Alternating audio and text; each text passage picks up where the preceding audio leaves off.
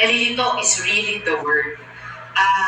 Alam ko na may several bills sa House of Representatives. So far, may isa pa lang sa Senate. And pag nagtatanong ako sa mga colleagues sa House, ang feedback nila ay mukhang suportado ng leadership or suportado ng majority members of the House na mag-postpone. Sa Senate, I think this divided pa ang opinion among us. Baka kalahati ay ituloy na natin, samantalang kalahati ay i-postpone na nga. And up to 2 weeks ago siguro, yung isang very interesting sa akin ay may mga nagsasabi pa na yung source of confusion pa nila ay COMELEC mismo.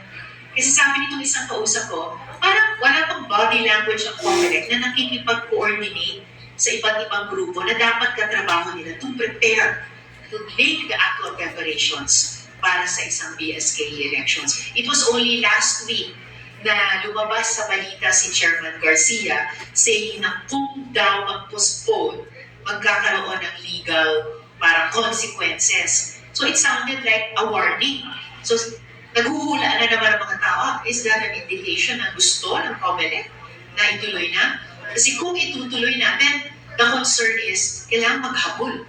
Malapit na ang panahon, kailangan maghabol ng paghahanda. So I'm sorry that I cannot give a precise or a definite answer right now dahil pati ang Kongreso ay maghabol ng panahon to really either come up with a bill postponing again or finally express the sense of the Senate or the sense of the House na hindi, ituloy na.